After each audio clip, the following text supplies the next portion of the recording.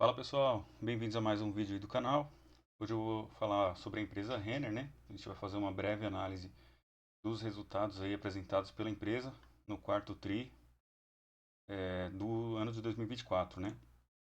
Então a gente está aqui no site do RI, o site de relação com investidores. Para a gente localizar aqui os resultados, a gente entra aqui na parte de central de resultados, né? Informações aos investidores. E ver o resultado da empresa ao longo dos últimos trimestres, né?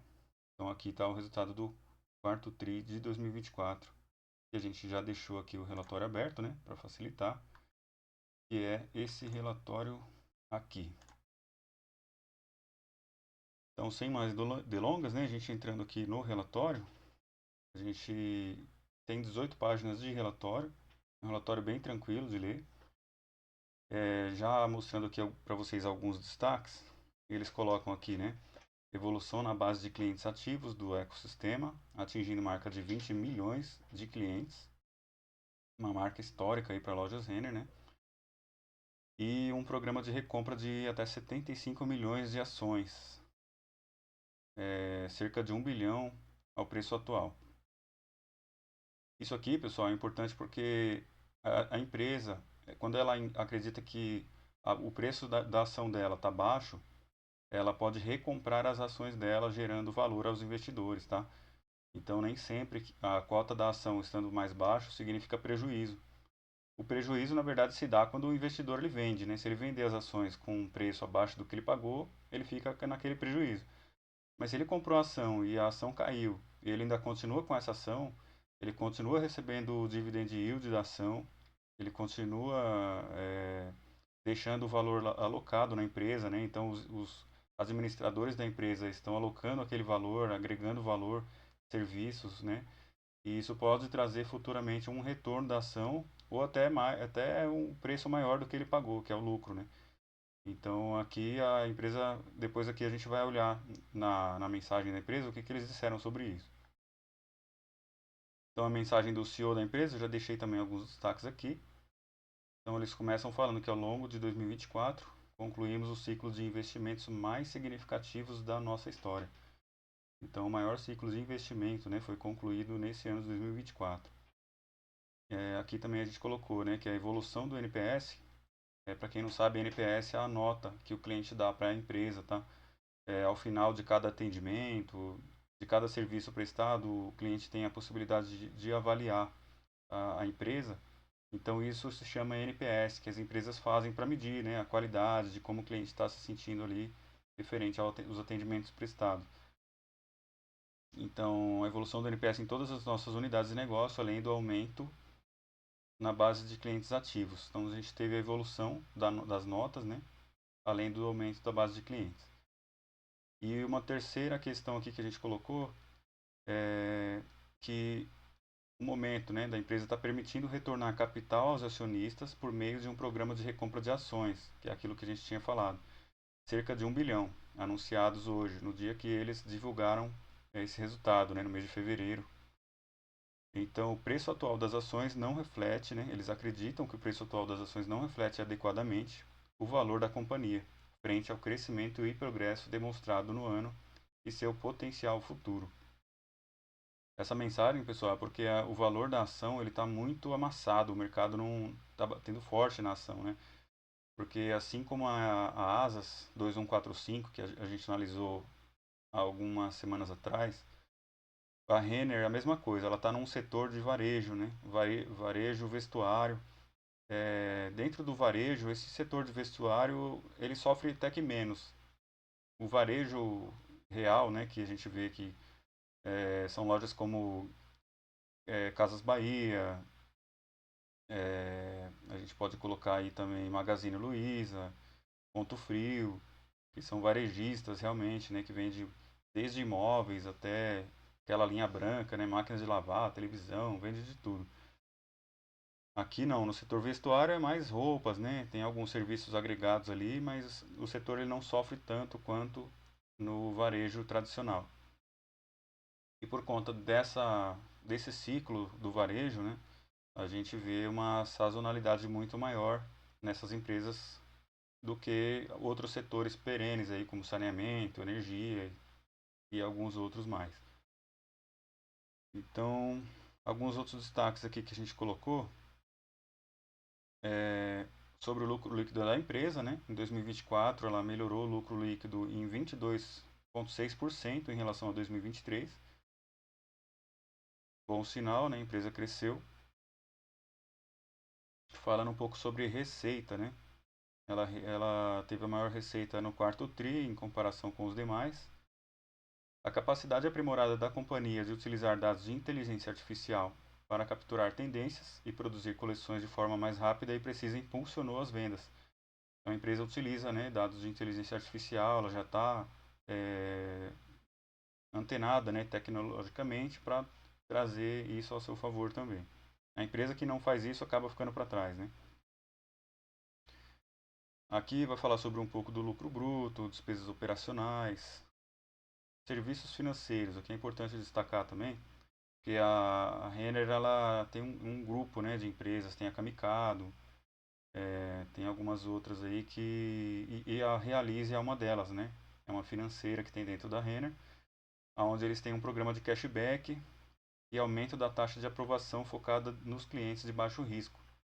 Então faz uma pré-análise ali, né, de crédito, de liberação através do CPF, dos dados da pessoa, faz uma liberação de um crédito, eles fazem essa análise e tem o programa de cashback que atrai muitos clientes também.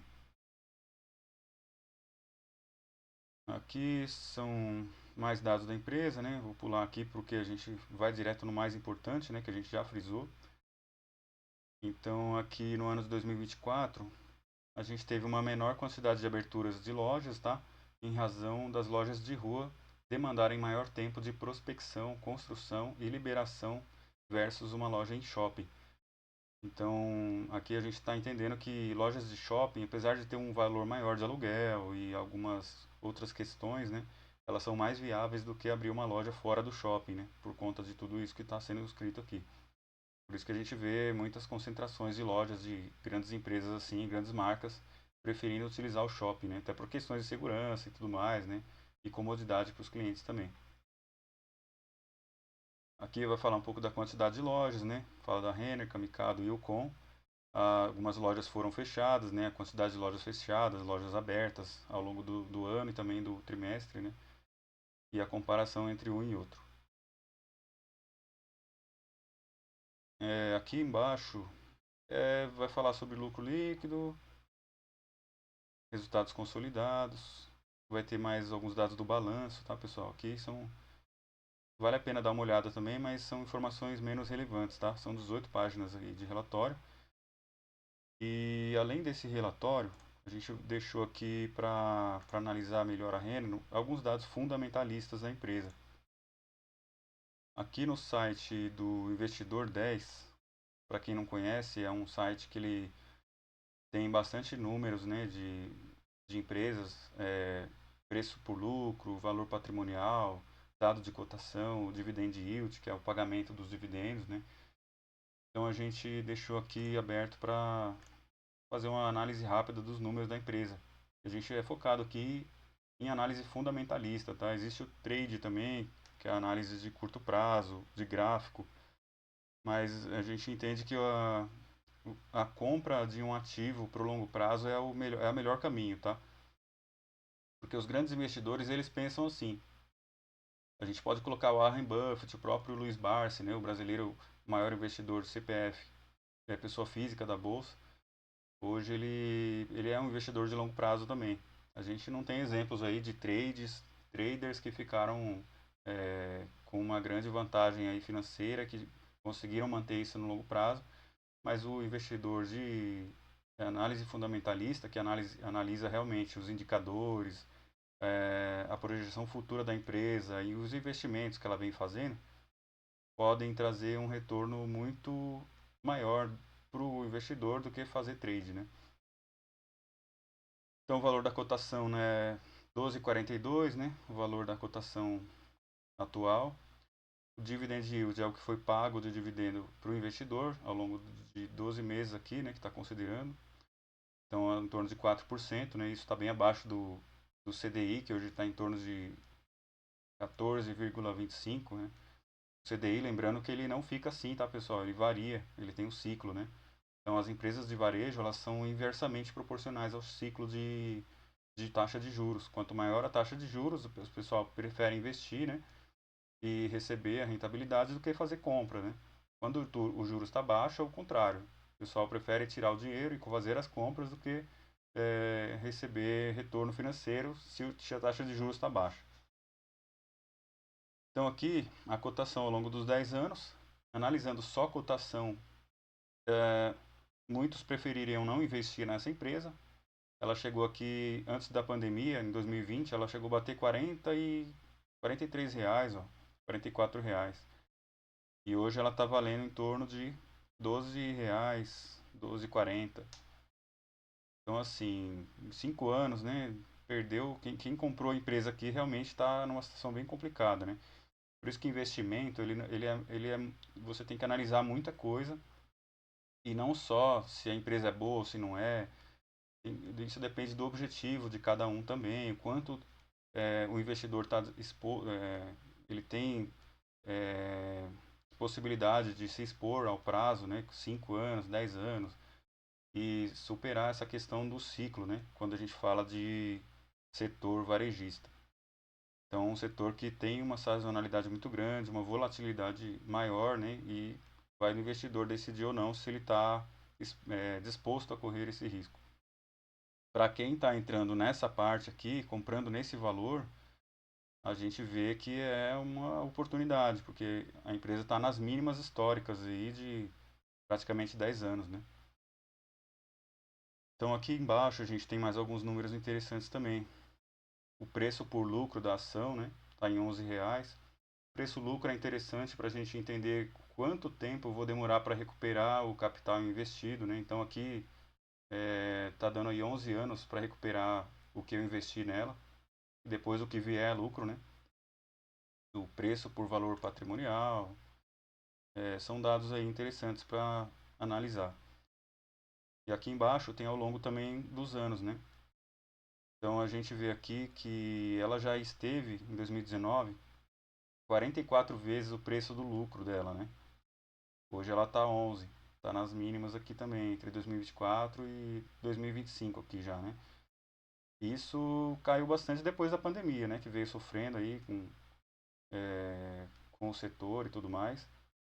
Mas para quem está entrando agora, né? A gente tem que analisar com outros olhos, tendo em vista as oportunidades que aparecem, né?